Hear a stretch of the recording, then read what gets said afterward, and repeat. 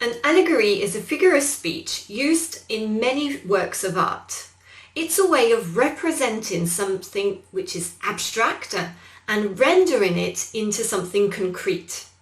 The film Collateral Beauty, released in 2016, is a perfect example of an allegory. This film deals with a very sensitive and personal topic, grieving. We can mourn several times in a lifetime for a situation, a separation, moving from one place to another, and of course for a person. The story presents probably one of the most difficult situations in grieving, the loss of a child. So why speak about beauty in the title? Collateral Beauty suggests that beauty can appear in the most tragic moments, and we can actually find solace and comfort in it. Of course, if we are able to see it. This very personal message will be conveyed through an allegory. How? With the characters. So the pyramid of characters is extremely interesting to study in this film. At the top, there's the hero, Howard Inlet, and like his name suggests, he internalizes his emotions. He keeps them for himself. Then there are two groups of three characters. The first group is comprised of the actors. The actors are meant to play the three abstractions. So we have love, time, and death. They represent above all these abstractions before being seen as actual people. Indeed, apart from Amy, love, the two other characters do not have names. We only find out about Death's name, Brigitte, at the end. Moreover, the film unravels different attributes for each abstraction. Love, for example, always wears red. Time plays with dominoes, and death appears in symbolical places like the subway, which could symbolize hell, or the dog park, which is a clear reference to Cerberus, the three-headed dog who guards the gates of hell. This image of hell can also be related to Howard's inner state. The second group of characters is made of three of Howard's close friends and colleagues.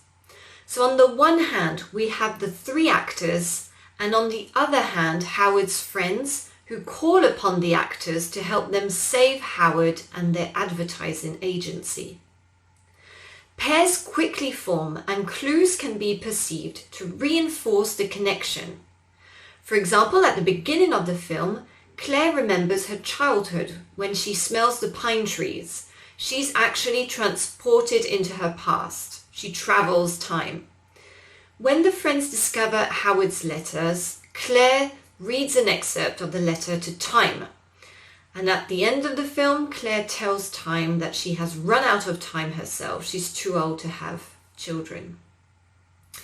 Another friend is Whit, who always acts out of love for his daughter, for his mother, and he seems to be dominated by this emotion that he doesn't really control. And finally, Simon, who's preparing himself for death.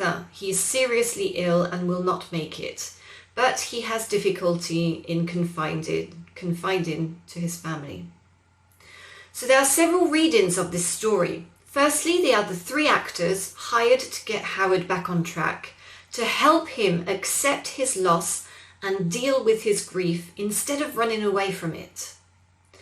Secondly, we have the three actors who also help the three friends to move forward because they seem stuck. Claire to not give up on her will to become a mother, children go through you. Whit to fight for his daughter's love, and Simon to accept to share his fate with his family and not fear for them. One question comes to mind. Do the three characters actually exist? They don't appear on the camera and they disappear on the bridge at the end of the film. They seem to be only seen by Howard and the three friends. The bridge is an interesting symbol in the ending scene and could give a few clues for the interpretation, which depends on you, of course. Indeed, the bridge generally symbolizes the passing from shore to shore. In this context of grieving and death, it could represent the continuity of life despite the physical absence of the departed loved one. The fact that Howard walks under the bridge hand in hand with his wife reinforces this idea of link and connection, mentioned several times in the film. The bridge links, it binds two extremities. The three actors appear on the bridge and they enabled Howard to reconnect with life by going back to his wife. Howard finds his inner peace. He has put into words his grief and anger thanks to the three actors. Death, love and time have therefore fulfilled their mission.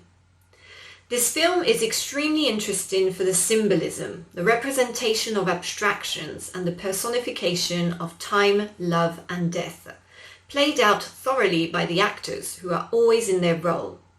For example, death is omnipresent and overwhelming. Love is passionate and emotional. Time is casual and elusive. The places, the colours, the dialogues are in perfect harmony to form this beautiful and moving allegory. The message is personal. It deals with illusion, time is an illusion, and beliefs. Love and death repeats several times, he believed me. It also refers to different realities that can be symbolized by the glass window, when Howard looks through a window to see his wife at a meeting. He witnesses a reality, his wife's, but he sees it through a filter, the window.